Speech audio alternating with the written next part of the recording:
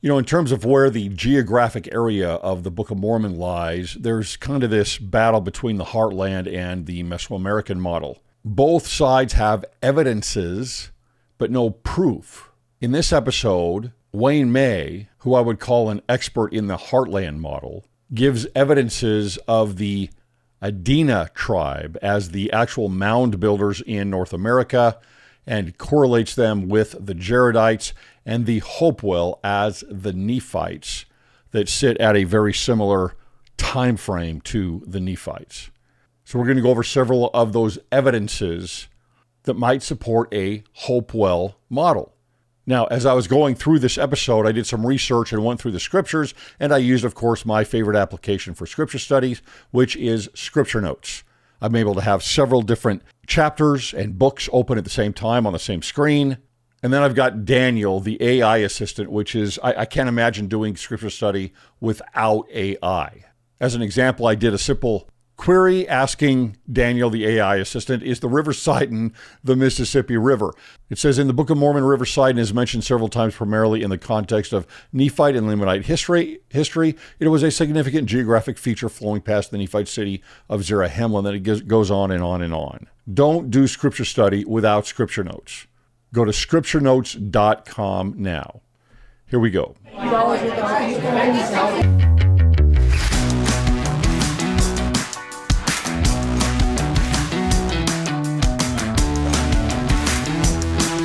right, welcome to Cwic Show. My name is Greg Mattson, and I am your host. In this episode, we have brought on Wayne May, expert on the Heartland model and advocate for the Heartland model. I'm very interested in what he has to say. Wayne, welcome to the show. Thank you, Greg. Glad to be here. All right, so we are going to talk all things North America here, and get an idea.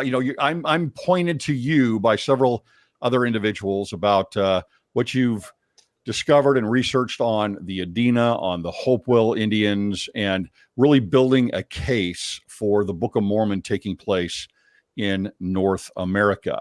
I want to start with this. I know you're a convert to the church. What got you involved in looking into the history of the Book of Mormon and finding a geographic match? Well, put it very simply, growing up in Wisconsin, I have had an arrowhead in my pocket since about third grade. I have been on mounds. I've been in fortifications. I've watched archaeologists take the ground apart and reveal things. I mean, I have been stuck in the world of archaeology since a very, very young age. Very young age. Now, having said that, when I joined the church, and I make this clear to all my podcasts because it's going to come up. When I joined the church, it had nothing to do with archaeology. My conversion was spiritual. Mm-hmm. And it was, if the Lord said to me, Wayne, you got one wish, I would say, okay, experience I had that made me change my life, I would give to all my children, all 7 of my kids. That's what I would give them if I could, the experience that I had. Now, sure. With that in mind, I have always been an armchair archaeologist and in the dirt as much as I can. And when I joined the church, I'm learning the gospel. Everything's fine, going through steps of the priesthood, get my patriarchal blessing, my temple marriage. And I'm still reading about Hopewell in North America. But at the same time, the church says everything's in South and Central America. And I was okay with that. It didn't matter to me. I wasn't looking for what I'm doing today. I wasn't looking for that. But I have to tell you, after about 18 years had passed, 18 years, and the first warning was in 1984 in the Ensign. Dr. Sorensen did a 2-part article claiming that the Maya and the Hopewell were one and the same. And I remember reading that clear as a bell, and it kind of rubbed me the wrong way. I just said, wow, well, whatever. If the church said it's okay, it's okay. I wasn't there to pick a fight with anybody, okay? But in 1989, you got to remember, our temple district was Salt Lake City, and that's 1,400 miles one way. Okay, so my wife and I, we didn't get out there very often from Wisconsin. But when we did, she spent her time in the food storage stores, and I was in the bookstores downtown Salt Lake after we did, of course, a couple of sessions at the temple. But I picked up a book written by Dean C. Jesse, The Prophecies of Joseph Smith. And then actually it's a forerunner to all the big books they're putting out now on Joseph's journal and diaries and all that stuff. It's a forerunner. Mm-hmm. And in there, I read that crucial letter that I had never, ever seen in the church, where Joseph had left Ohio, traveled to the banks of the Mississippi, and he writes Emma a letter June 4th, 1834. He says, "Dear Emma," now it's in pieces, but I'm just going to stack all the stuff together into one deal. He said, "We have crossed the plains of the Nephites, wandering over the mounds of that once beloved people of the Lord, picking up their skulls and bones as proof of the divine authenticity of the Book of Mormon." Now, I got to tell you, when I read that, my wife was driving, and I was in the car taking a rest, and I was paging through my books. I'm so excited to get these books. Can't get them in Wisconsin, okay? So I just had a pile of books in the back. And I looked over to my wife, and what I said to her made no sense at all to her. But I said, "Houston, we got a problem." Okay? From that day forth, I started really looking at the Maya and the Hopewell and lining things up. And I got to tell you what I saw a clear path to North America along with Joseph's steps. And I have never taken a look at Central America again, but I am a defender of North America all the way for Hopewell. They are my guys. They line up with the Book of Mormon timeline. 550 BC, they begin. They end, and this is all by non-Mormon archaeologists. Mm-hmm. They tell us the Hopewell ends at 400 AD. Now, you'll find Hopewell material trailing off in the 450, 475 years, but the point is, at 400 AD, they have all said this Hopewell culture begins at 550 BC, ends at 400 AD. And that's Book of Mormon timeline. I mean, it's there. And when you go and walk their forts and their cities that you see here now that have been preserved, there's a lot to see. A lot's been destroyed, but there's plenty still to see. And you read in Alma about the fortifications, ditches, banks of earth, wooden palisades, towers. I got to tell you, that's what we're finding in North America. That's what we're finding. It's all Hopewell. So now there's a forerunner to the Hopewell, right? The Adena that you talk about. That is correct. And there's a there's a narrative out there that the Hopewell are the mound builders. You really focus in and say, well, wait a minute here. It looks to me more like it's the Adena that were actually the mound builders of North America. You line them up with the Jaredites. I do. Now, everything I've seen shows that they're actually they start around 500 BC. Not so. Okay, so what is on your research? How do you know they start earlier than that, and why do you align them with the Jaredites? They started moving the timeline back in the 1950s. There was a guy named Baby, an archaeologist. His last name was Baby, and Webb out of Kentucky, and they said, based on what they found with the Adena, we now believe that these guys have been here much, much longer. And I've seen dates of 1500 and 1900 and 2000 BC back. And they're shoving them way back. And now here's a real kicker for you. When you look at the geometric earthworks in Ohio, which have all been credited to Hopewell, and what you've said is true, they didn't build them, the Adena did. But they just found this out 4 years ago. They went to a Hopeton site that has been completely leveled, but from the air, you can still see it through LiDAR. You can see the whole rings, the circles, the squares. It's all there. And they have bought the land from the farmers, and they've preserved it, and they planted weed-bearing type plants that are hardy on all of the area that's marked out from the sky. And it looks really nice when you go to them. You can see the whole Hopework. It's incredible.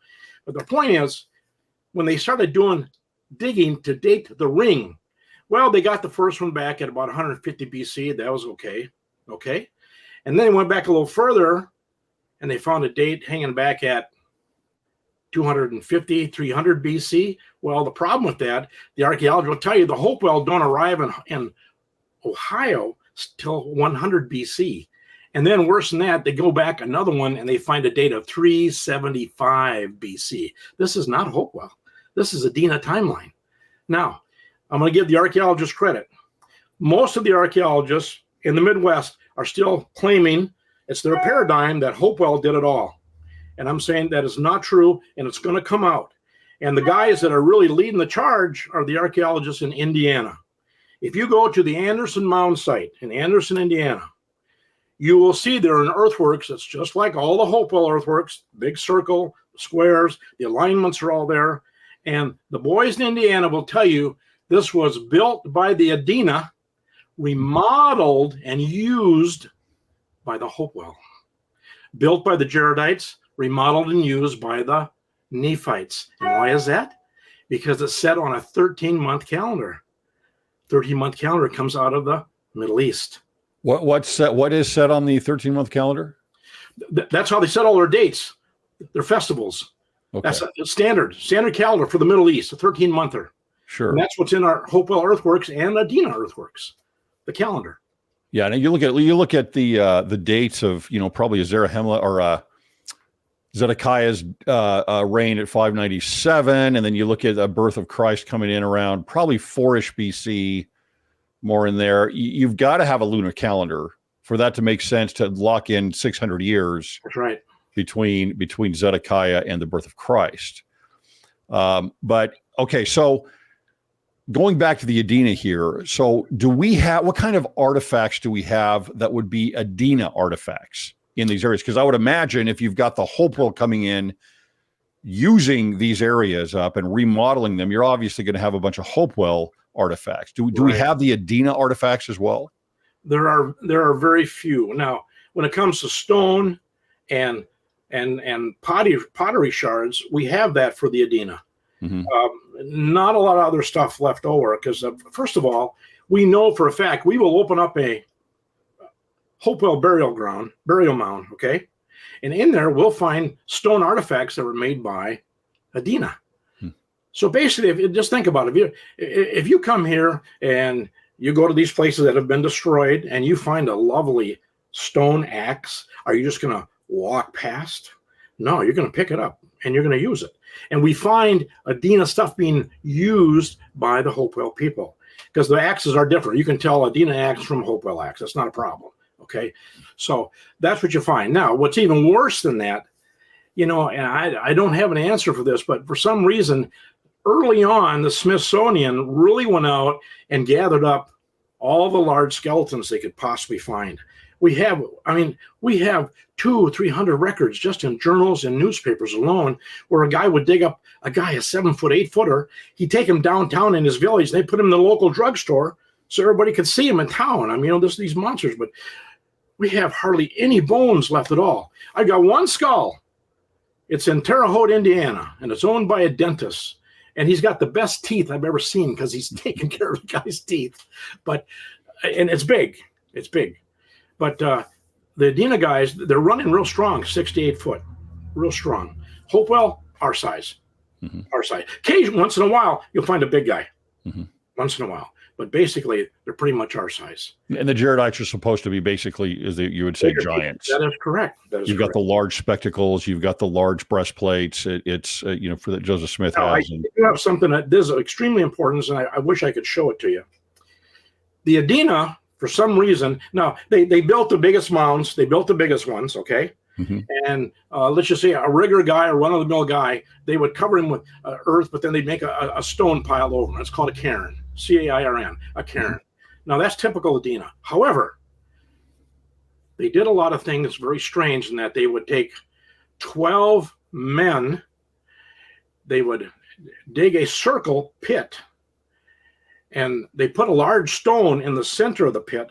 Think of a wheel with spokes, and they lay these guys out, 12 guys, like the spokes of a wheel.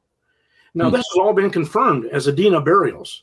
From Wisconsin all the way to West Virginia down to Florida. It's all Adena, and even in Illinois, and that's what's so cool about this. This has all been declared Jaredite Adena burials. Now, along comes Joseph Smith. I'm going to say not too long before he was, unfortunately, I'm going to say the word murdered, okay? That's how I look at it. Anyway, his farm outside of Nauvoo to the east was next to a guy named Jacob Baum. Jacob Baum on his farm, like anybody else, he's just staking out stuff for cows, staking out area for his hogs. Well, where his hogs ended up, he did not know that, but it was a Adena burial ground. And one day he noticed hogs were kicking up some very unusual bones, and he picked up one. He said he had a huge, large skull. And he himself said these guys were 7 and 8 footers. They were big, big bones. He showed it to his family. Family was scared. And then the rumor got out around town. Now, Joseph's farm was beyond Baum's, but he had to pass by Baum's farm to get to his farm that was east of town. Okay, so Joseph, hearing this in town, he rides out to Jacob's place. Now, his daughter, Elizabeth, records all this in her journal. And it's in the church archives. The church historians got this. It's in his archives. Joseph comes out to check out the story of the large bones. And he looks at it, and Jacob now has removed the hogs, and he's got this whole thing dug up, and you can see all these guys laid out like the spokes of a wheel. Joseph said, those guys are Jaredites. Cover them up. So here we have. Where's the reference to that? It's in the church archive. I have it. I'll be glad to send it to you. And I'll even send you a picture of the guys in the wheel. I mean, I've got drawings from other archaeological sites, and I show this a lot of my talks. But Joseph Smith is identifying those burials as burial type, Jaredites. as Jaredite. Yeah, that's really important. I just had this, I've only had this for about 2 years.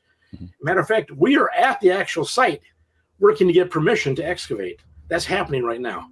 So we're just got a busy summer coming up. Busy summer. Tonight, I just want to add one thing to that story about the people, so you know that they're incredible people. His daughter Elizabeth, she will marry a guy by the name of Willard Bean, the fighting preacher. Now, if anybody knows their church history, they know who Willard Bean is. So I just want to show you these are high quality, faith promoted people. I mean, they are in the gospel thick. Their testimony, their diaries, I would take as absolute, without any question at all.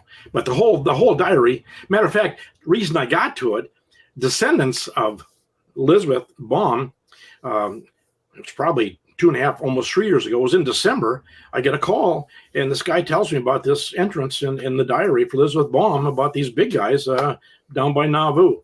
And they just sent me a transcribed paper to read. And then I went and tracked it down, and it's in the church archives. It's there. So very credible. Very credible. Yeah, very interesting. Now, let me go back to the mounds real quick. Why mounds? I mean, why build a big mound? What is its purpose? What does it do? Why would you build? How many are there? How many mounds are there in North America? Oh, I'd say over 10,000. So what's the point of these mounds? What do they do? I mean, for us, we're thinking, well, we want a structure. We want to build a structure of some sort. What are these earthworks? Well, here's what I've kind of figured out with your friend and my friend, Bruce. Now, most of the mounds are normal burials, but we get these ones that are 20, 30 footers. And then, of course, the Adena come along at 70 and 60 foot, Well, the Adena, for example, they would build an altar ground level, and they do whatever they do. We don't know what they did. And then they would cover that over, and then above the altar, they would then, on the second layer of earth, then they put the first guy in. And they usually build a log chamber, rectangle. He goes in there, and then that goes up and then gets capped. And then next 1 or 2 guys, even sometimes 3, if they're important guys, they'll go up in the next layer, kind of like a cake, You're layering up till you finally get to the top. Now, an exception to that, some of them only have one burial. But then we find at the top of that mound was really used as an observation deck. We find fire pit. Now, we also know a thing called line of sight. Okay? We've got places where 2.5, 3 miles, you can go from one top of Adena Mound to the next one, and then to another one and another one. So they could pass messages, Micah by day and fire by night. And we know it works because I'll give you the example that we have completely documented. When Julius Caesar failed the first time to get into England, when they charged break into England, the Roman army, and they got repelled. Within 24 hours, that news was all the way back into Rome because they had towers that they built that they'd pass along back and forth, like we would do a telegraph. That's what they did. So they did it here too. And it's on top of the Adena mounds, the big ones. And the Hopewell used them thereafter because we find Hopewell material on top of some of the Adena. Now, inside, we'll usually find one guy.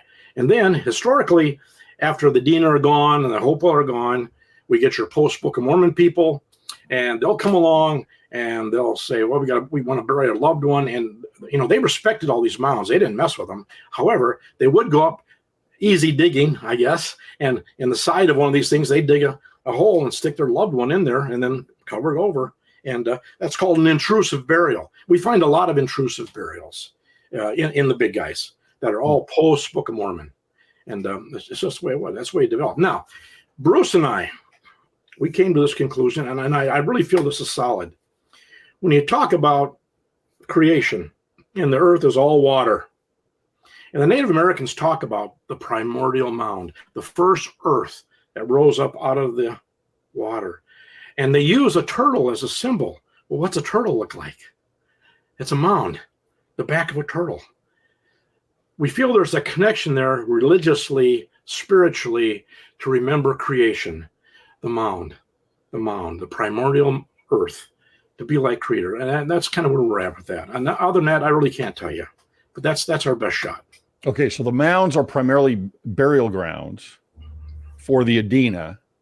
Did the Hopewell come in and use those also for burial? Did they add on top of that? Because you talk about them remodeling a little bit. What does that mean? No, when they remodeled the actual earthworks themselves to reuse all of the settings that were set up for the equinox and solstice and all that kind of thing for the calendars. But the burial mounds, Hopewell never touched the Adena burial mounds.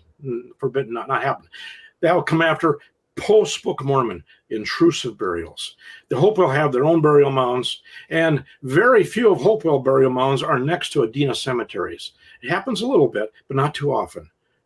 One obvious exception to that, in Marietta, Ohio, you'll find a huge one of the first Hopewell earthworks looked at, because people are on the East Coast, just coming in to the Ohio country in West Virginia, and you'll see this in the edge of Ohio. You'll see Marietta, beautiful rectangle, beautiful circle, got a temple mound in there, just like they talk about in the book in the Old Testament with the ramps and everything. No staircase against the Book of Mormon, no against Mosaic law, and then right outside of there is a huge 70-foot Adena mound that has never been touched.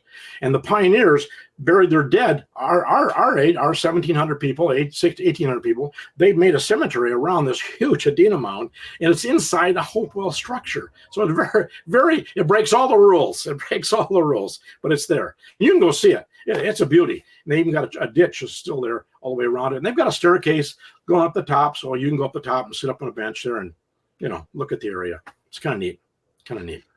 Okay. So now, what other artifacts have been found in these mounds? My understanding is that there are a very high number of tablets that have been found in these mounds, and they have writings on them.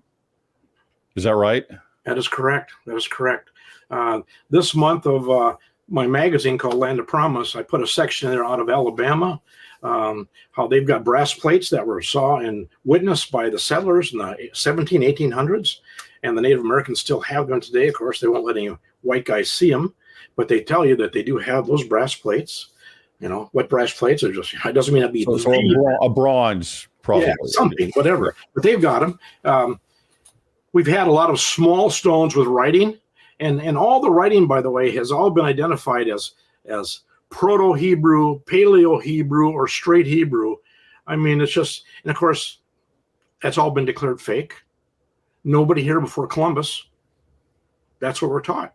So therefore, they're always saying it has been, someone put that in to do a hoax. And I got to tell you, I can show you 13, 14 solid cases in North America for Hebrew writing. You go south of the Rio Grande, maybe one. No fakes down there. All the fakes are up here. So, it's kind of, something's weird. Something's wrong. And yet the Native Americans can read it. We had Scott Walter, a big geologist out of Minneapolis, Minnesota. He did a thing called a spectrograph on a stone, and he could show that the patina on the surface of the stone was the same patina that went down into the grooves that cut the letters. I mean, you can't fake that. And what made it even better, when it was found, the guys that were doing the digging, they actually hit the stone with their shovel and put 2 scratch marks on it. So that became a guide, see, for a time thing. And they could see that. The difference there was tremendous in the scrapes versus what was on the stone with matching Adena. So that's on the Bat Creek stone, by the way. That thing is absolutely legitimate. It's around 100 to 200 AD. Came out of a Hopewell mound that's on Cherokee property in East Tennessee. So 13 to 14 cases of Proto-Hebrew in North America found by non-LDS archaeologists, excavations. And just regular people. It's both. Okay. Both ways. And regular people. Okay. But they're all declared fakes. Yeah. Yeah. That's what happens. It's a shame. And that's why what are they written on? They're stone tablets? Stone. Yeah. Stone. We do have some metal. Like I said, the ones in Alabama. Now, the state of Michigan is the biggest one. This one, the archaeologists hate Michigan because we have minimum of 10,000, possibly 30,000 artifacts, slate, clay, and copper, covered with writing, coming out of the ground in the state of Michigan. First ones were found in 1812, starting at the mouth of the St. Lawrence, and you work your way down the St. Lawrence. When you hit the main state of Michigan, Michigan was covered. 21 counties, artifacts have been brought out of. How can you pull a hoax in 21 counties? And some of them, they weren't always cremated. There was actual bones that came out. So, I mean, someone had to be killed to make the hoax. You see what I'm saying? I mean, it's a huge, it's a crime. Now, what's really interesting, Henriette Mertz in the 1970s, smart gal, worked for the government during World War II. She was a code breaker, sharp.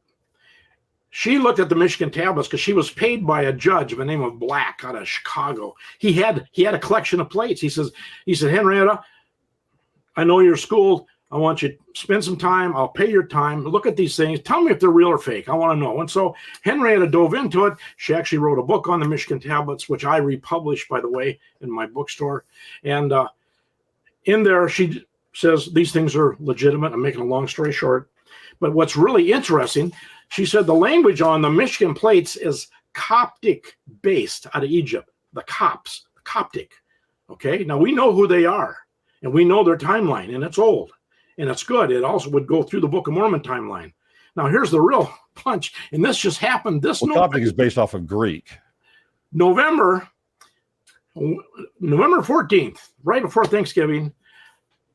I'm in my office right here. Phone rings. I pick it up. A guy introduces himself. It's Brian Utanen of the Serpent Mound Reservation up in Toronto, California, Canada. He says, Wayne, he says, I want to help you. I said, well, wonderful. What do you want to do? He says, you're on the right track. He said, we know our language here in Toronto, and we are Ojibwa, and we know we are House of Israel, and our language is Coptic based. And he said, I can read some of the Michigan tablets. Now, I got to tell you, I've been doing this since 1988. I about passed out when he told me this. I mean, this is Christmas, okay, for me. This is Christmas. And I was very excited. So right now, I'm in touch with him. He's the chief epigrapher for the Ojibwa Nation, the guy as sharp as a tack. He translates Ojibwa treaties that the Vatican had brought over from the Jesuits in the 1600s. He translates for the Vatican. He translates for the Canadian government because they got treaty problems up there with the natives on, where the land was, how it was bought and misused and all that kind of thing. So, I mean, he's really into the mix. And right now he's putting a book together on all this, his language and how it works together. And eventually I'll get an article from him on the Cops and we'll put it in Land of Promise. And that's what I'm waiting for. So it's just, this is really a big deal. This is really a big deal. So he's claiming origins from Israel. Yes, totally. From an oral tradition that's been passed down, I'm supposing. And I don't know if it's just oral. He may have more than that because they will tell you, and this is another shocker. He said, we even know what tribe we belong, which of the 12 tribes. So right away, what am I thinking? I'm thinking, Ephraim, Manasseh, Judah, right? Zebulon. He said, we're from the tribe of Zebulon. I mean, it's just like, okay, what am I going to say? This is a Native American. And they're telling me they've had their DNA checked and they are X2A. They've got the DNA that comes right out of Israel, and they're cooked up to the Druze population, which is solid, left over from the way back. I mean, they're solid. And I mean, this just came out my magazine in, let's see, December. So it's out there. And Brian wants to go public. He said he has the blessings of the elders. It's time to start telling their story. So that's going on right now. It's happening. It's going to be unfolding through the pages of my magazine. I mean, I really feel blessed just to have him give me a call out of the blue. I've never met him. Yeah, interesting. So let me back up to the tablets again, the Michigan tablets. Sure. You said there were thousands of these tablets with writing on them. Yep. What kind of writing is it? What is it? What language is it? Okay, well, it's mixed. You'll see cuneiform, it was in use 3000 to 1000 BC, and then it kind of became a club language, a society language, secret society. Cuneiform kind of went underground, but it was still spoken. People can read it. And then you'll see a little bit of Assyrian. You'll see a script that we don't know what it is. And then you'll see a little bit of Paleo-Hebrew right on the tablets. So, but it's mixed. And because it's mixed, the academics have cast it off. They didn't want to talk about it. They just thumbs down. Okay. What is it that finally ends the civilization of the Adena? Well, I mean, from archaeological records, they can't tell. So what they figure is that the Adena, for some reason, became blended in with, well, that's how they look at it. And yet, some archaeologists look for a very abruptness because the artifacts didn't change quick enough. So the blending looks good, but yet maybe something's happened. They don't know what, but it's a big question. I'm thinking Book of Mormon here. I think we're talking about 600 BC. It would be late 2nd century BC, wouldn't it? It would be because you've got Corianton that's going to meet up with the Mulekites, right? And I guess I don't know. I'm trying to remember what that time frame was. He was a burial. Mosiah, I call him Grandpa Mosiah, comes from Nephi up to Zarahemla. That's in the 2nd century BC. Well, the Book of Mormon does not say where he goes. It doesn't even say where they found him. It's just that it says when the Mulekites arrived, they found him. Okay. And then he receives a burial by them. So that could easily be the 600 BC date. Okay. Now, some have tried to push it into the date you're talking about because Mosiah translates his stone at that time in Zarahemla. So if you go, well, maybe he was there. No, he wasn't there. That would shove off the whole Book of Mormon timeline. He was there for 9 moons and with them, and that could have been at any point. That's right, 9 moons. So now let me tell you what Dr. Nibley does. And you can get the book by Hugh Nibley. It's called,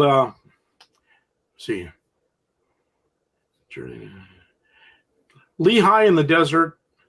And gosh, I mean this, and there's a second title about the Jaredites. I can't kick it out. But Lehi in the Desert, it's in all used bookstores. You can pick it up for $8. Yeah, I've got it. Okay, if you will read that tonight or today, look it up. Hugh will make the case that at Zarahemla, there's 3 guys that show up after the Jaredites are over to cause a lot of trouble. And based on their name structure, he says these guys are Jaredites. That all the Jaredites didn't die. Now, I have to agree with that because we know in New Brunswick, we've got Jaredite. We have an Adena village up there that's 400 AD. Well, holy mackerel. That's not 600 BC, is it? And then we've got a 275 BC in Ohio. Huge fortification, big stones. And for some reason, the Hopewell never squatted on it. They left it alone. And so when you go up there, and the archaeology will tell you, there are no Hopewell artifacts here, but these guys were here at 275 BC. But it's all Jaredite. Now, let's try and be practical. To think that the Jaredites, they've been here for 1,700 years. Now, I understand the gathering for the big fight. I'm all for that. I don't have a problem with that. But to think that the Jaredites were 100% gathered in after being here for 1,700 years and they all died at Cumorah at 600 BC, I don't think so. I think Jaredites could be in Mexico. There could be some up in Canada. They would have gone everywhere in 1,700 years. They would not have just hung around Lake Erie and Lake Ontario for 1,700 years. I got a problem with that. They would have expanded. Little colonies, let's call them, little colonies. And then we got Hugh. Hugh comes along and says, hey, guess what? We got Jaredites in Zarahemla with the Mulekites, and they're causing trouble. Read it. It's excellent read. Even to your viewers, excellent read. Okay. So now moving on to the Hopewell here. Okay. What you're matching them at 550 BC to about 400 AD. That is correct. Which is right in line with the Nephites. And that's an archaeological date by non-LDS academics. Okay, so the Hopewell are the Nephites in your opinion? Absolutely. Okay, Hopewell are the Nephites. Where do they come from? How do we know anything about their origins? Where do they come from? Where they landed? Is that what you're asking? Sure. Where do they land, and do they say where they came from? Yeah. Oh, that's a fun one. Okay. Here's the deal. It was a little bit long. Okay. The boys in South America, they got that piece of paper. Joseph writes down Doctrine and Covenants, I believe it was number 7. And then a year later, he gets a scribe, Frederick G. Williams. Mm-hmm. Williams has his scribe. For some reason, paper must have been scarce, because on the backside of this revelation, on the backside, Frederick G. Williams writes down they landed at 300 degrees south latitude. 30. This is in South America. No, but 30 degrees, right? 30 degrees. I'm sorry. Yeah. 300. Thank you for correcting me. 30 degrees. So this was accepted right away, but because the brethren, all One Hill guys, but they're looking at all the whole Western Hemisphere, okay, as Book of Mormon lands. They're Western Hemisphere guys, but one Cumorah, Palmyra, one Cumorah. So, all right, that's very important for me. Right? The whole crux of that argument is one or two Cumorahs. Okay. That's what it is. Point. So then later on, it didn't take too long, and the scholars realized that this wasn't Joseph's handwriting. Frederick did it, and there's no backbone at all about that. He made this all up. Now, here's the thing. I believe that Frederick G. Williams, because he took that date that location at 30 degrees, he actually heard Joseph say 30 degrees. Didn't say north, didn't say south. Now, here's the real hammer. Where does the Hopewell begin? They begin north of Florida, in North Florida, at the 30-degree north latitude line. That's where they begin. I mean, like, coincidence? I think there's a connection here. Something's happening. And that's where the Hopewell grow out of. Now, in the meantime, the guys in Florida came across the Atlantic. They won't see the Mulekites for 400 years. So the Mulekites come in the St. Lawrence, which all the natives up there will tell you, we all came in the St. Lawrence. Where's the St. Lawrence? Well, it's north of Maine, St. Lawrence Seaway. Oh, way up north. Yeah. Okay. Mulekites came into the land north, Lehigh came into the land south, and they don't see each other for 400 years. Mm-hmm. Now, for me, that was a problem for a while, because the Mulekites and the Hopewell both had copper right away.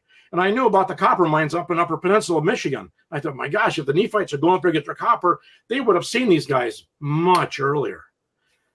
But then I found out Tennessee, East Tennessee, Georgia, got ancient copper mines all over. No worries, no worries. And the gold is there, and the silver is there. Because it said when Nephi leaves the Florida area and travels northward to get away from Laman and Lemuel, he adorns his temple with copper and silver and gold, et cetera, et cetera. Yeah, this would be the land of Nephi. It's all there. Big mines in Georgia, even today. So I believe that whole thing at 30 degrees is not a coincidence. I think it's the real deal. Joseph, he could have just said 30 degrees north and it would have been over. But the boys had to stretch it because they were Western Hemisphere guys. So if he says 30 degrees latitude, well, it's got to be down south because it's in the land southward. Well, the land southward was the south of the U.S., North U.S., Mulekites, South U.S., Lehigh. Back and forth. So the earliest Hopewell are in Florida. That is correct. That is correct. They migrate out of there? They head up north, because you're talking about Michigan and Ohio and Iowa. That's the only way they can go. Mhm. And what we find then, you see, the next really big hit, which is a real problem for a lot of people, when they go up to East Tennessee, where I believe they settled, I believe that's going to become the land of Nephi, in that general area, East Tennessee, okay? 34, 35, 36, Tennessee Valley Authority come into Tennessee because they're having flooding. Farms are all getting flooded, and they decide they're going to do some dams and control the Tennessee River. Now, that whole valley was rich in burial mounds and fortifications. I mean, rich. And because it was going to be covered up with water, they gave the archaeologists 2-year window. Dig where you want to dig, because this is all going underwater. And they did. It was like kids in a candy store. It's called the Norris Dam. And you can find this online. There's a couple of guys did some videos on it, but I did the study on it myself. But the Norris Dam project at the Norris Dam area had a huge mound. Top layer was Mississippian. The second layer was early Mississippian, which is 900 to 1100 AD. And then they found another mound at the bottom, Hopewell. And they dated it 550 to 600 BC. Now remember, carbon dating is always 50, 60, 100 years either direction, but they dated 550 BC, okay? And what happened there? They found a building, large posted building. They could still have the posts. They were still there. Wood? This is in East Tennessee. No, but it's wood? Wood, yes. The wood is still there? Rotted, just post, we call post molds. They still existed. You could outline the whole building. And the altar in there, which would have been an altar, natural stones, again, very, very important. I don't know if we got time to get there, but the point is, somehow this information got back to London, England, and a guy named Rendell Harris, an archaeologist, an Egyptologist, he gets on the bandwagon. He says, this thing looks like an Egyptian temple, the way it's built. And he goes on and talks about all these things. Well, the guys in America, they couldn't shut him up, get him out of here. I mean, this is, you're hurting our paradigm, Well, the point is, what if he was right? If that guy was right, they could have very possibly uncovered the first temple built by Nephi in East Tennessee. I mean, it's in East Tennessee. The Norris Dam project. It's under about 70, 50, 80 feet of water today. I don't know how deep the dam is, but it's buried today. It's underwater. Now, we've got photographs of it. I show them in my magazine. I show them in my lectures. You can see the building, the structure. It's all there. Yeah. And now, and then Harris goes on to explain that the rivers around Tennessee all have Egyptian names, linguistic, the way he breaks out as an epigrapher. And then in the key one, he says Tennessee is an Egyptian word. Tenna means land of. Essi means Isis, land of Isis. So he just went off. I mean, anyway. There you go. Interesting. What other artifacts have been found there from the Hopewell that might corroborate your claim of the Hopewell being the Nephites? Well, I mean, it's the dating. The dating is the big thing. And we got swords. If I could go to private collections, I could show you guys 100 swords. As it is, I've only got photos of about maybe 5 or 6 of them, and they're big. And we have the curved ones too, not just the straight ones. We have them both. Talked about in the Book of Jacob. What is the dating on those swords? Well, you can't date the metal, but they come out of Hopewell mounds. Okay, they come out of Hopewell mounds, but the metal can't be dated. Now, what they can look at though, and tell you that the copper, hardened copper that they're made out of, it all comes from Upper Michigan primarily. That they can tell you. And now iron. When you read the books on the mound builders, the ones that were published in like 1790 to 1890, that 100-year span, they'll tell you they find a handle, a hilt, and what looked like a scabbard, and they'll find a line of rust all the way down the guy's leg. It was an iron sword. It's gone. The Midwest, I mean, iron goes. It doesn't stick around. It's gone. But you'll see that in their early writings. They had iron. I have not seen one iron sword that has survived from that timeline, but we have it in the early archaeological writings of the mound builders in those books, which I reprint them when I get my hands on them so that people can read it and do their own study. The stuff is in there, but you got to read it. You got to dig it out.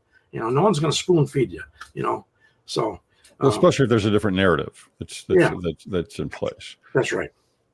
So you've got Grandpa Mosiah leaves the land of Nephi. You're saying possibly Eastern Tennessee. He goes to Zarahemla, finds the Mulekites. This becomes the primary capital city of the Nephites for the next 500 plus years. Right. Would there be any remnants from this city, this large city? Do we have a place, or do you have a hypothesis on this? Are there artifacts or buildings or anything else that would be a part of the city of Zarahemla? I'll tell you what I've been doing since 2010. In 2010, I stood in front of the Nauvoo Temple. Doctrine and Covenants 125 and 3. Joseph is commanded to build another city across from Nauvoo and call it Zarahemla. I took that literally. And I went over there and I searched the farmland. And I believe I have, put it this way, I have a Hopewell site. In the middle of that site that has berms and walls of earth around 3 sides of it, the 4th side is gone. Okay. I found a rectangular structure in the sand. I mean, it's basically sandy soil, but there's good soil too. I had a guy named Charlie Christensen come out and do resistivity. He validated my find. And then I took a lot of criticism for, 10, 15 years, until I got Dr. Kevin Price, a scientist with LIDAR, who works on plants. When plants, like for farmers, plants that grow across your field, the farmer wants to see how fertile his field is. Well, if it's really fertile, or wherever it's at, the plants will all have the same color of spectrometry when they shoot down from the LIDAR. Mm-hmm. Now, if there's variances, then you'll see spots in the ground, or maybe a whole half your field, then you'll know where you got to put the fertilizer. That's what they do. Well, guess what? Dr. Price shot what I believe is the actual temple site for Zarahemla. And we have a red rectangle there because it's on sand. Stuff around it is all colored because and it's the same plants, okay? Same plants, but they don't have the nutrients the same. That's why it leaves an impression, a design, something you can see, a scale. And it's there. And it's proven scientifically. You see, before that, everybody was giving me a hard time calling me a sandbox, see? And I didn't care. That's okay. I got a Hopewell site. Now, I have no pottery shards to date with. I'm looking for those. However, again, through LIDAR, we could pick up fire pits. Now, we went after about probably a dozen of them, and all of them but one have turned out to be Mississippian, but the deepest one we hit was Book of Mormon timeline. What it was, we hit the fire pit dated, and there was clamshells. The fire pit and the clamshells all dated to 235 BC. So what's really kind of cool is that the Mulekites are having a clam bake. That's my point. You see, because Nephites, the boys from hadn't arrived yet. They're not there yet. Yep. So it was a Mulekite. We had a Mulekite fireplace, 235 BC, and we got the data. Now, it's very expensive to do that. I'd love to go back and do a whole bunch more. Maybe I can in the future. Right now, I can't do it. But That's how you find this stuff. The fireplaces will help you when we got to go deep. Okay. Well, Wayne, really appreciate your time on this. This is really fascinating. This is opening up new doors for me because I've spoken to a number of people that have done research on the Heartland, but not specifically the archaeological work on the Adena and the Hopewell. Right. And it's fascinating. It's very interesting. Now, I want to end with this. Okay. There is a great divide between the Heartland and the Mesoamerican models, right? As I see it, right, there are evidences for both. There are evidences against both. There is no proof, I would say, that one side or the other is absolutely correct. For me, I go to the scriptures and I lean on the scriptures, and that makes me lean more toward a Heartland model. Why is there such a divide on this? Why is this not, you have basically, let's just call it mainstream academia, mainstream LDS academia that is going to go toward the Mesoamerican side. and then you've got other researchers like yourself that lean toward a heartland model. Why has this happened? Well, what drives me is that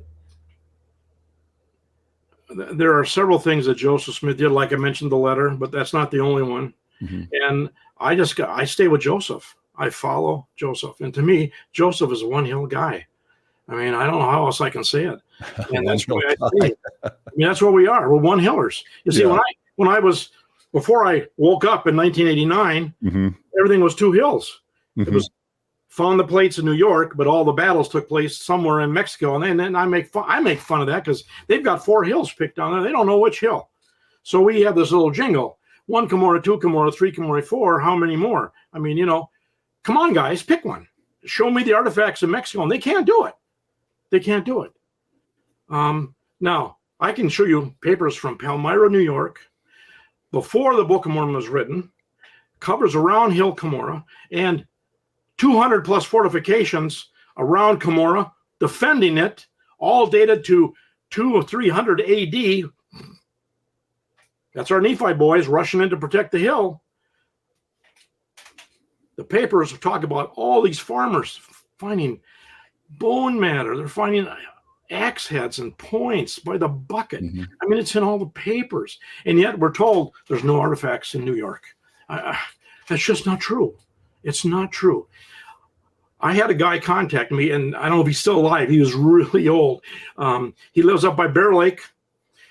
Right after the Korean War, that's when they put in the first lights to make the Hill Cumorah pageant at Palmyra. Mm-hmm. And he was one of the first guys that were digging the pits to put the lights in. He said, Wayne, when we dug the pits at the base of the hill looking up to the top, we saw and pulled out buckets of arrowheads. All those pails went into the visitor center. And he said a few weeks later, he inquired about it. He wanted to show a friend, and they got shipped back to Salt Lake. Oh, okay. But my point is, this is a battleground. They should have a board up there showing what they found on this battlefield. And that's my opinion. It's not just the spiritual thing, of course, is everything. But the point is, there's that physical contact. There's that physical window, and the church won't let it happen. It's a problem for me. Okay. And it's too bad. Now, Kimball, in his book about his grandfather, he said when he played there, he said that there was a trench went all the way around Hill Cumorah, and he played in the trench. And that's typical Hopewell construction. Trench, ditch, up goes the berm. It's all been plowed flat. So I don't know what I can tell you. I follow Joseph. If you read John Sorensen's very first book, I can't tell you, I think it came out in the 70s or early 80s. It's his main #1 book on Heartland. And it's the first chapter. I think it's paragraph 4, paragraph 5. I don't have one anymore. He will tell you, what he does, he dismisses Joseph immediately from the archaeological record. He said Joseph had no revelation. He had nothing to show. It was merely his best opinion that had happened in North America. And I got to tell you, it's just so bad. We got places where Joseph, I had a revelation that here's what happened, blah, blah, blah. I mean, that's so wrong. So Joseph is gone, and the rest of his book is all Central America. That should have never happened. Yeah. And also, if you look in 1879 to 1919, the Book of Mormon, are you a life member? What? Have you been in the church all your life? Yes. Okay. Your grandparents and your great-grandparents would have had the 1879 Book of Mormon. In here, it tells you, Palmyra, in the footnotes, it tells you that's the Hill Cumorah. That was removed when they republished the Book of Mormon in 1920. Why would you take that out? And guess who did this? The guys that approved this, 6 of them knew Joseph face to face. They broke bread with him. They cried with him. They were happy with him. I mean, they knew Joseph. The 1879 version. What's that? The ones that did put in the Palmyra reference in the 1879 version. 1879, it lasts to 1919. 1920, and there's more than just that. There's a whole bunch, and they're in here. And what I have done, in by then, I have republished the 1879 edition. I've got it on my website. And man, it's going like hotcakes. Okay. Awesome stuff. Awesome stuff. So Great. anyway, Wayne, thanks so much for your time. Fascinating, great insights. We're going to follow up and maybe get you back and go a little bit deeper down this. come to my conference. Come to my conference. We'll be there. Why don't you talk about that? When is it? 21, 22 of June, Spanish Fork at the Mountain Meadow High School. Come. I'll be there. We'll put a link in the description. Thank you. Appreciate it. All right, Wayne. Thanks so much. Appreciate it. Bye. Yep.